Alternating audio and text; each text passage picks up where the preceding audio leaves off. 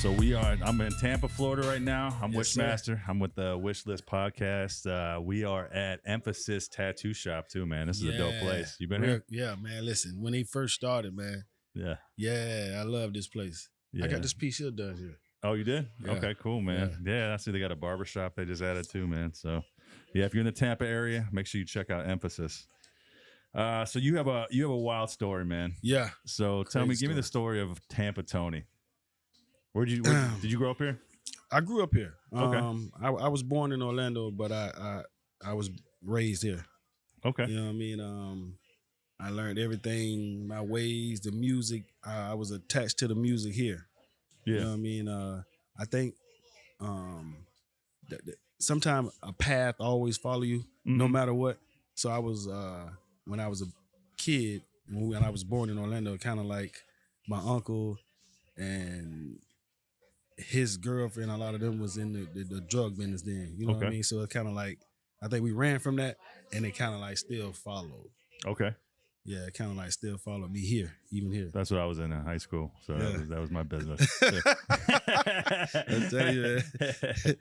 Yeah. I tell you, man. It's like, I don't know. I feel like that's the American way. You know, everybody say it's a bad side or a good side, but I'm saying, what's the difference from a drug dealer and a doctor?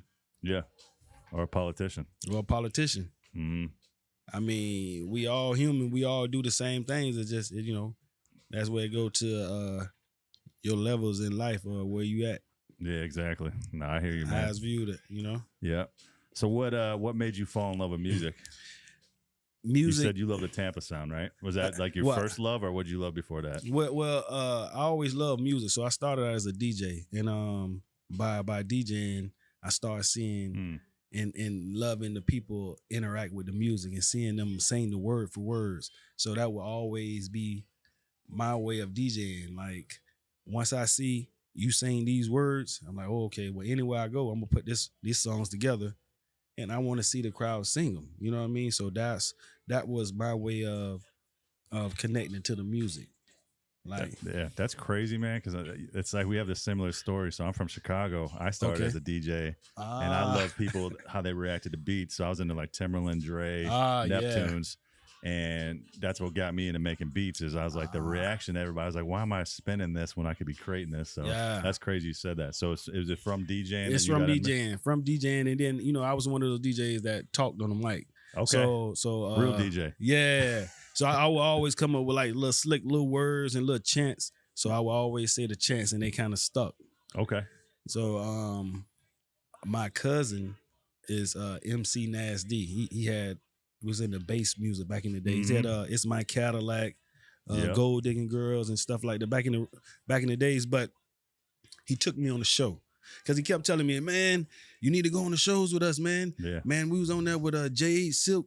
He was like, man, your boy from from Silk supposed to be calling me today. I'm like, yeah, okay, man. Like, yeah, but so he's showing me the pictures. I'm like, for real? Yeah. So he like, man, you need to go on the show. So I went on a show. It was in Washington. It was Cube something. Some station, Cube something. Mm-hmm. And it had like maybe like 30 artists on the stage. It was like an outside show. And man, it was like 50,000 people there, man. It was so many artists. It was like Tupac, Jade, Silk, Onyx. Silk the Shocker? No, Silk. Oh, like Silk. Okay, the R&B group Silk. Yeah, Silk, yeah. Okay. Yeah, so it was like, I'm like, so when we went to the show, I'm amazed, you know what I mean? And I'm telling them, like, listen, I want to rap now. I'm telling my cousin, like, look, you do beats, I want to rap now. He's like, man, you tripping. I'm like, man, I'm for real, man. I didn't know it was like this. Yeah. Yeah, so then on the way back, we left the show. On the way back, we ended up riding with Tupac.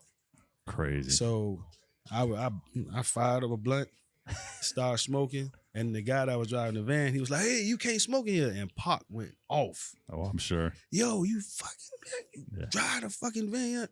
So I'm like, yeah, drive the van. Hit the blunt, Pac. Yeah, so it was like, that moment right there, I was like, yo, I'm rapping. Yeah. You know what I mean? And then to this day, like, a lot of people don't know, like, I seen a lot in the music business because his business wasn't right. Yeah. So I seen a lot of the music business. I seen a lot of the flaw side. That's where people fall off. A lot of people fall off. Like he don't rap no more. He don't do music no more. It's like he don't have no love for it at all. Right. After going through so much of that, you know what I mean? So it was like I didn't want to go down that line. I hear you, man. Yeah. Yeah, most, you know, and the same thing with me. Like, I've been a producer in the game for like over 25 years, and a lot of friends and people just fell off. They don't even do beats anymore, or music or production. And I'm like, I could never quit that. I can never quit that. I'm like, yeah, like I go to him like, bro, yeah, and this been for a while, like, cause even when I was hot before I went in, and I had a lot of motion and stuff going on, I went to him. I'm like, bro, cuz I need you to just do some beats for me. He was like, bro, I'm not doing no beats. I'm like, bro, I'm just give you 20 bands. I'm just give you 20 grand right now. He's like, for what? I'm like, just to do some beats, bro. I'm like, I want to bring you down here because I had a production deal with Jim Johnson. Okay. So I'm like, I want to bring you down to Jim. I told him about you, and he was like nasty, like, bring him. And he was like, cuz I just don't want to. Right. Like, he's like, I don't have no. He was like, it took me through so much. And I never got nothing out of it. I'm like, bro, that's why you want to do it now. Right. Because now you got a chance to go back in and fix all of that and get all that and more. Yeah. He was like, nah. Yeah. And it's bad, man, when it scar you like that, bro. Like, I don't give a damn what happened, bro. Like, I'm going to come back to the music. Oh, yeah. Me too, man. And that's, you know, my biggest mistake is I didn't learn the business. So I got taken advantage of in the beginning. But then once I learned business, that's how I was able to have longevity in it, because once you know it, you just do it on your own. You do it on your own. Yeah. Yep. And that's the same thing happened to me, bro. Like, a lot of we got taken advantage of a lot of stuff, man. Like, even like a lot of people don't know, he did beats. So I don't know if you remember Tony Mercedes. Yeah. Back in the day. So I'm old school, man. Okay, so you definitely know. So we was like real tight with Tony Mercedes. So it was a compilation that came out. It was called Ain't Nothing But a Bass Thing. Okay. And we went back in, did all the production. I did all the chants over through the whole thing, bro. And it's like we ain't get shit for it. Like, we ain't get shit, the production credit, we ain't get nothing for it. Like, and that is the ghost producer. The ghost producer. Yep. The ghost producer, bro. Like, I've been there. And that's, you know, what's crazy too is like the business almost actually took me out of music, and that's what, you know what I mean, because I loved making music, I love being around it, creative, but then the business part of all these shady ass people, it hurt. It sting you, bro. Like, big time. It'll sting you. Like, it'll make you be like, I don't even want to deal with nobody. And right now is the time where it's like it has changed, so you can just be independent. You don't even have to deal with those folks no more. Exactly. You know what I mean? Yeah, man. So let's talk about. So this is so I'm not from here. Okay. So juke music, right? You're the king of juke music. Yeah. Am I saying it right? Yeah, you saying it right. Why it's hard for me to say that? I'm from Chicago. We have juke music. Ah. So when it said that, I was like, all right, wait, juke? And then they're like, no, juke. It's totally something different. Juke. So I was listening to it, and like I was listening to a lot of your records, and I was like, I heard a lot of Neptune's influence. Is that right? So it's like the first song we did was Keep Jucking. Okay. And it was like the Neptune sounds was so hot back then. It was like 02. Yeah. It was grinding. I heard grinding. Grinding, yeah. So it was like 02. So it was a lot of that. So it was like, okay. So our signature though is the cowbell. So you're gonna always hear the boom, boom, boom, boom. So that's so that's gonna be the juke. Like, you're gonna hear the cowbell. They got the cowbell, that's juke. Yeah. Yeah. So it was like creating a sound and everybody like adapting to it and everybody running with it. Right. And then it's like it almost get its recognition, and then it get taken away again. Yep. Up again, taken away again. And that's what we've been going through right here. I could relate. So I lived in St. Louis for a long time. I worked with Nelly for many years, and they had a sound, and it was the same thing. I was like, St. Louis was on the map, big, then down. Yeah, you know what I mean. So I know exactly what you're talking about, and I feel like listening to the songs too, it's like a lot of party vibes. Yeah. Like just like I could see it as a DJ, like that would be the the best shit to put on there. And bro, and that's what we did. Like, and that's like we created a foundation where the artists would.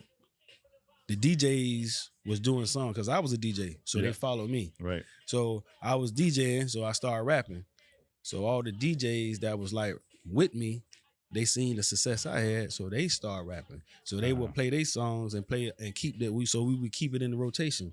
Yeah. So everybody that was doing the juke music, they was in heavy rotation. So the rotation was so strong that it bled through Florida and Georgia. Right. So we all stayed doing shows through Florida, but they wouldn't. Only a few of us got like the major deals or a chance to get the deals, but it was like always the business. Yeah. Was always fucked up on our side. You know what I mean? Right. It was always like,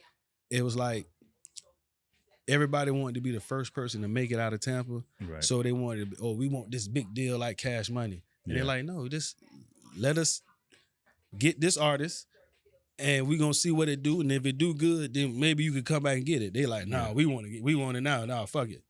Yeah, and that's kind of what happened with Nelly and the St. Lunatics. They said, they were a group. And they said, no, Nelly's gonna go first. We'll see what he does, and then if he kills it, then we come along. And that's why they killed it. That's why they killed it. Right. We couldn't do that here, bro. Yeah. So did you guys all work as a team? Was it a team effort, or was it more like everybody's doing it separately? Everybody came together. Everybody was doing it separately, but we had to understand, like, because I was a DJ, so I kind of like the DJs controlled it, so we had to understand it. You know what I mean? So we was on the same page. Like, hey, you play my record, I'm gonna play your record. Right. You know what I mean? And whoever in the juke music, we gonna play their record, so we can keep them going. That's smart. Yeah. So and then what I would do when I get booked for a show, whatever artist that's moving next, I would take it on the shows. You see what I'm saying? Like, hey, I'm going here, I'm going there. Hey, look, this the next record that's coming up. Yeah. You know what I mean? So that's how we would keep it going. But it's like it died like tremendously. Yeah. So like the artist here is like it's like 50 times more artists here now, and they just like they don't know what to do. Right. But that's why you're one of the top ones, because you were the one that started it. Yeah, so I'm trying to get it to organize it back the way it was again, and they keep saying, "Oh man, you keep saying this to DJs." I'm like, bro, listen, I was a DJ. I understand. if the DJ played a record, if all the DJs come together and say, "Yeah, we playing all these records," then the people have no choice but to listen to it. That's what do you think the radio does? Same thing. Same thing. Exactly. And they were like, "No, man, you keep saying this to DJs, this and DJ." I'm like, bro, y'all forgot that back in those days we had DJ crews. Right. I'm like, you don't even have DJ crews. You don't even have DJs like core producing. DJs core DJs. You had here we had Rocket Rod DJs, Bass Style. You had Jam Pony. You had all these different DJs. You had TJs, DJ. You got all. And they ran the game. They ran the game. Yeah. Now it's like you got Joe Smo who DJ and he don't even use headphones. Right. That's what I come from Techniques and you see what I'm saying? Like, so it's a difference, bro. Like, I'm going in the club, like, that's the DJ? Right. Oh, he ain't got no headphones on. Yeah. But I'm like, hey, but he's still doing. Yeah. He's just playing the tracks. That's it. That's it, bro. Like, the whole art of DJing and engaging with the crowd, like, you still doing this. You doing this, but you looking at the timing, you're not even looking at the crowd. Right. I'm watching the DJs, bro. They don't even look at the crowd to read the crowd. They don't even read the crowd. They just play. That's crazy, man. And then, so from you doing this, how did you get to Trick Daddy? Like, how did he hear your music? Well, I broke Trick here. Oh, you did? Yeah. Oh, shit. So how the circle go around? Yeah. Nas D, my cousin, was signed. He was signed to Trick Daddy's uncle. His name was Edward Mayweather. He had a record label back in the day, Sun Dish Records. Okay. When Suntown Records or something like that. And they had a couple of artists out on that. So he was signed to him. So I've been knew Trick before he even started rapping.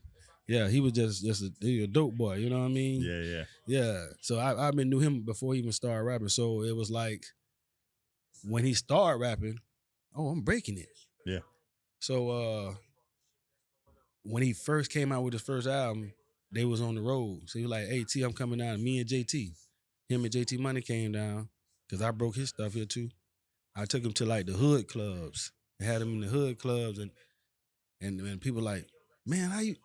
I'm a DJ. Right. I broke their records, so they fuck with me. Yeah. So then once I started doing music, and he was doing shows, and he seen me on the shows, he like, "Bro, we got to do a record together." I'm like, "Shit, you say when?" Yeah. You know what I mean? Right. Shit. So he hit me up and he was like, "Yo, man, let's work." I'm like, "Shit, I'm on my way." Yeah. Took off to Miami. He gave me the beats. I think Stand Up was on that beat too. Stand Up was on that beat track. It was all from Scott Storch. That's who did the tracks. Yeah. Oh, that's dope. Yeah. So they was all from Scott Storch, and we came up with a record, and it was so crazy, bro.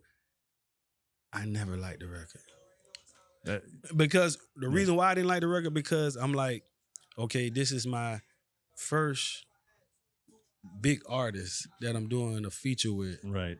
And I wanted to be a radio record.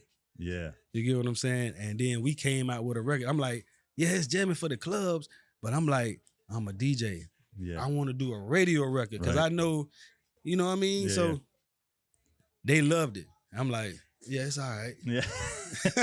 Oh, I'm the same way, man. I'm a music producer, so I hear sometimes I'm like, it's good. It's just not great. See? Yeah. So with everything you've done, so you've done so much in music. What is the highlight? Like, what is your favorite moment in music that you've had? My favorite accomplishment, whatever. Favorite accomplishment. I don't think I'm done yet, man. I feel like what I'm on right now gonna be my greatest accomplishment. That's dope, man. You sound just like me, bro. I'm telling you, man. It's like being in a mirror, man. Because like I say the same things. They're like, you know, I've worked with huge artists. Yeah. I've had big records, and they ask me that like almost like if I'm done. Yeah, I'm yeah. Like, no, I haven't accomplished what I really want to do. Yeah. And, like I always stay humble because I'm like I'm not Timbaland yet. Yeah. I'm not Neptunes. I'm not. That's what I'm reaching for. Yeah. So like it's cool the stuff I've done, and I'm proud of it. But I'm not near where I'm not where I want to be at. Yeah. Like, and then like so I kind of like I'm quite sure you're a producer, so I kind of tapped into the Suno. Yeah, it's dope. Yeah, so I've been doing that and recreating. So I threw something out because I bowl too. Okay. So I threw a little. Too. Yeah, so, man, that's crazy. I threw a little bowling 2 records out just to see, just to test. And the rap record got so much. Yeah. Like, hey man, love the record, but it's so short. Yeah. Give us something. So I'm like, okay, well shit, I'm gonna just go back and I'm gonna just give you a whole project. So I'm on the midst of doing the whole project, and the project is like fucking dope, bro. Like it's crazy. When is this coming out? Like in like I'll be done like in like a next month. I'm thinking like the end of next month. Cool. And it, you know, you being a DJ and an artist, I use Suno too because I like, especially when I need to create something. I hate waiting on people. See, so it's, you know what I'm saying. So I can go into Suno and like, let's say I need a guitar part, and I don't play great guitar, and I'm like, all right, I could play it on the piano or something and have Suno do it. It's a great tool, man. So I know you with what you've done. I know it's like you're probably crazy with it. I go crazy on Suno, like and be like, but the projects is coming together so great, bro. Like I'm like, this is what is gonna change it. Like, cause I went and looked at them, did all my research. Artists have done bowling records or bowling themes. No artists have done a whole bowling album like dedicated directly to bowling. So I'm doing it all direct. This all our terminology. That's smart. Everything, all the bowling terminology and everything. And they'll play in bowling alleys. They're gonna play in all clean, clean, no curse words at all. Okay. Yeah, I ain't playing, bro. Like that's dope. I'm going all the way. And you know what's cool, man, is like people don't understand there's a sync world where music can go too. So like if it's catered around that, bro, people will pick that up. Yeah. You know what I mean? And sync money is it's crazy. It's crazy. So that's one thing I was like, I never did that, never had that. So it's like, I'm like, no, I haven't accomplished what I wanted to, man. Right. Like I ain't seen one of them. I made street money. Yeah. You know what I mean? Like I haven't made legit money where I can go and look and see like, oh yeah. They gave me this for that. Like, hell yeah. Right. For my music. You get what I'm saying? Like, exactly. That's what I want. So I know I haven't accomplished what I want. And then I want, and not just for me, I want for the city. I want it, like, we got Doechii on, I want to see more artists from Tampa. Like, I want to see a hub here, like, where we spin out our artists, because we got a lot of dope talent here, bro. Is it where if people want to come see the local talent here, where would they go to actually see? Like, where is there a place where people do shows, or is it just scattered? It's just scattered. So that's what I'm doing now. I'm putting together. I locked in the building last night. Me and Headbuster and a couple other guys. We locked in the building last night. So we wait on the date. So I have a date soon, and then that's what we're gonna cater around and put all of them in that building. So not just the artists. We talking about the DJs, the artists, the content creators. We try to put everybody together. You get what I'm saying? Yeah. So we can help one another. And I could tell, man, you care about your city, bro. I care about it, man. There's not a lot of people like that. Everybody's about themselves, man. Yeah. So that's cool. So now we're gonna switch it to a little. So I'm in the middle of doing a show. It's called The Hit Kitchen. Okay. So we just filmed it at Jelly Roll's Goodnight Nashville, his bar in Nashville. And it's basically a music producer competition, almost mixed with, have you ever watched the cooking shows? Like, where they have to pick certain ingredients and then they have like time limits. Okay. So basically we took a producer competition and they have 30 minutes to cook in the kitchen. And they have certain ingredients, like 3 ingredients they have to use. And I made it crazy. Like they might have to use like a sound of a rubber chicken. And they got to make country and reggaeton or just crazy shit, man. Oh, man. So what I like to ask is, what are 3 ingredients that you think you need to have to accomplish? We could even, it doesn't have to be music. It just could be anything. Like, for you to accomplish anything in this world or be successful, what 3 ingredients do you think you need to have? 3 ingredients. Yeah, it could be like passion. Yeah. Definitely loyalty. Okay. Loyalty. I haven't heard that one yet. That's smart. That's love for music. Because you got to have a love for music. Yeah. And want to give back. Okay. I agree with that. Yeah. So I'm an educator too. So I used to run a school with Nelly out in St. Louis, and I wrote the first beat making program in a school. Oh man! And when I first did it, like, everybody's telling me, "Man, you're done with music. Like, people don't that what is it, practice or what is it called? If you don't practice, you preach it. Yeah. Yeah. So or teach, and then I was like, no, I want to help people. I've always wanted to help people, and when I started doing it, I was like, damn, I have to actually sit and stand. I've been in studios my whole life. I'm like, I got to stand in front of people and talk and teach, and bro. That changed my life, man. Literally made me a better producer. It showed me, like, even the new sound. Like, I was like, you know what I'm saying? I'm an old school dude. And everybody's like, no, you got to check this SoundCloud rap. You got new wave trap and shit. So, like, I do everything because of that, just educating people and helping. So, yeah, dude, I agree with you, man. Like, giving back and helping has changed my life. I'm telling you, it's a lot, bro. Like, and I see you doing it. I mean, Tampa. That's what you. I mean, you keep talking about. It's like, you don't say like, "Oh, I want me to do this." You're like, "Man, I want to do this for others, bro." Yeah, because I can see, like, I see tons of talent here. Yeah, that's trap. Yeah, I see tons of. I know I can help them. That's dope. That's awesome, man. That's amazing. So one of my good friends, X-Rated. I don't know if you heard of X-Rated from Sacramento.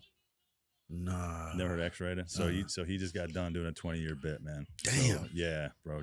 I mean, one of the coolest dudes I ever met, man. Changed his life. And I heard about what you went through. You got life in prison. Yeah. Can you tell me about that? Like, how that happened and everything? With the life in prison, you're a deep dude, bro. Oh yeah, you're a good guy, man. Drug cartel. I was dealing with I met a connect. We started doing stuff.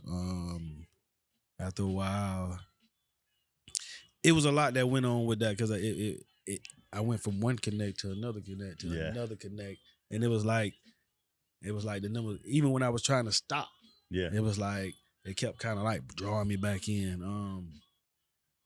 But I was using it to fun, the music. Same here. You know what I mean? I was using it to. I invented this thing called a blunt splitter. Okay. Where you slide the blunt, the shell through, and it splits the blunt down the middle. Yeah, I invented that.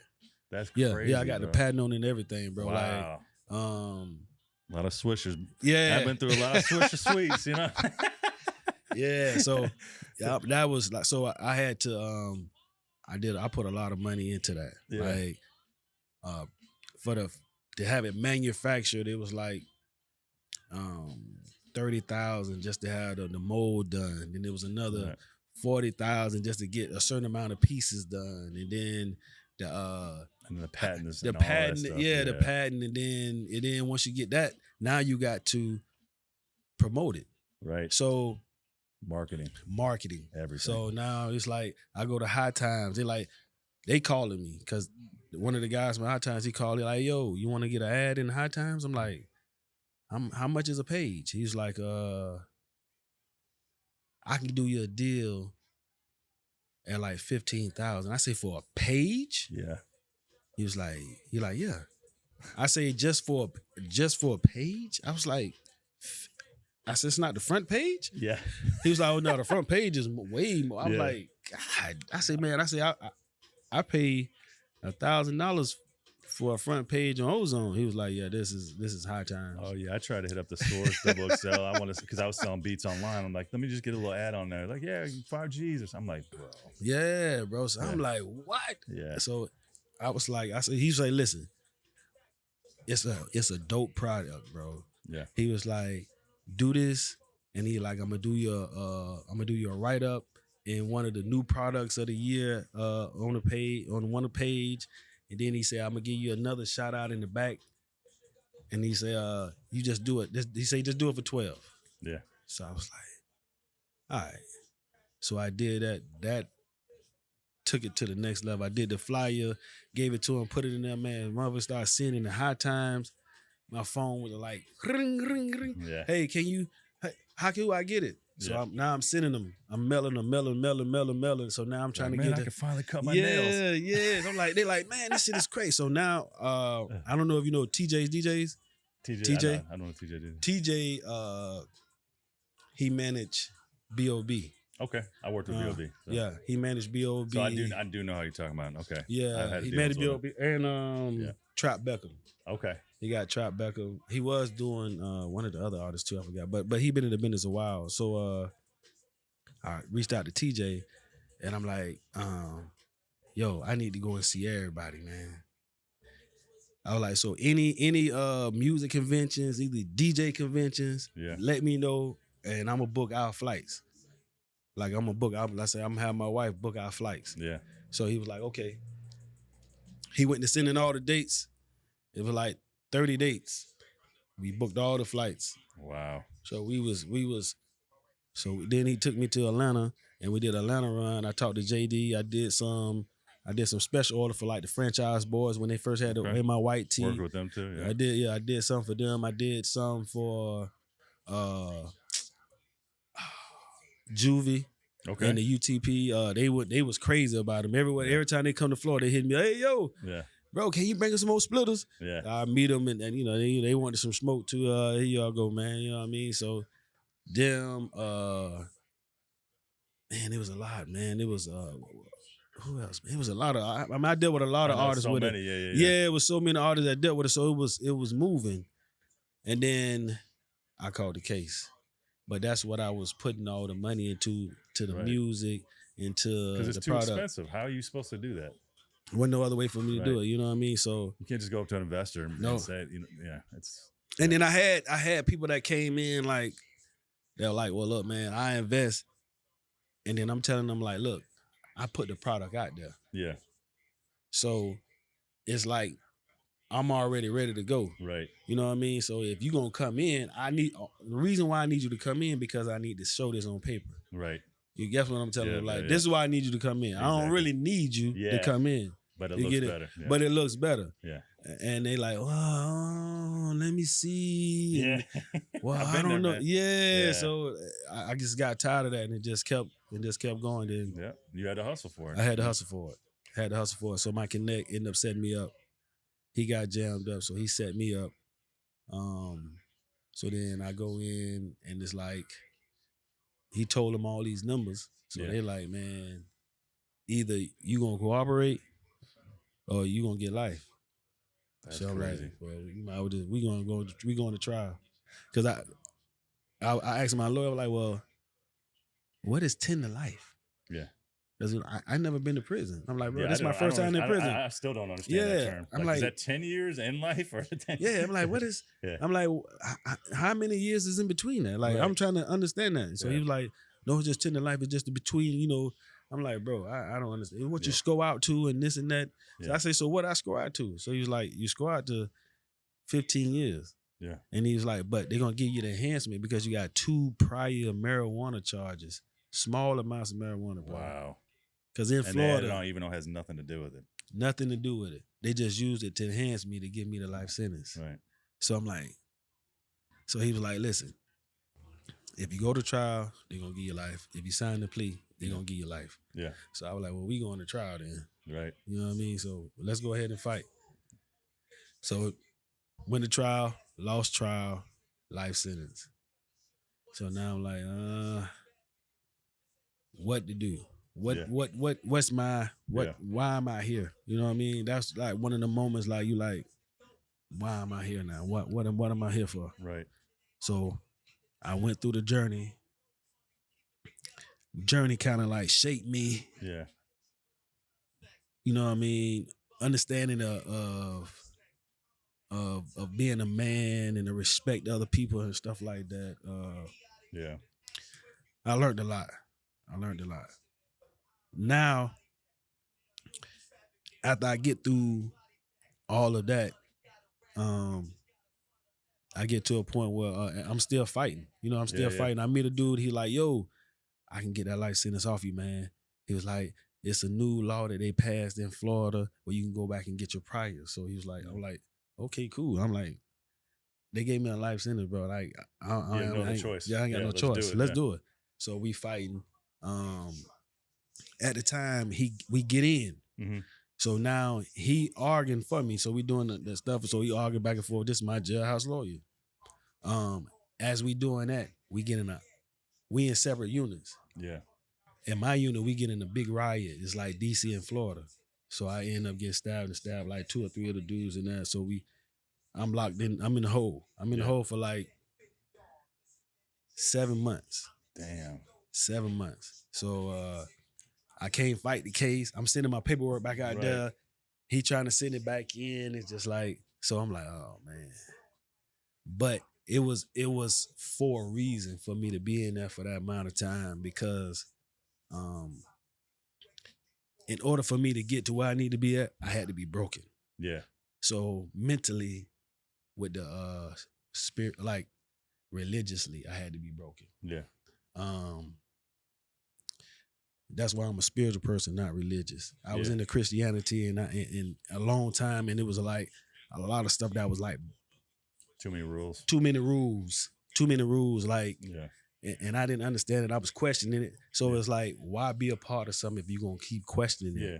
You know what I mean? I can't. It don't sit right with me. You could still be. You're part of a higher power. You believe in a higher power. I believe in have to be yours. It don't have to be. It don't have to. You know what I mean? I don't have to be that coat. You know what I mean? So I start listening, start studying, start researching, and start seeing. I'm like, oh no, no, this why. So once I finally opened up and accepted that,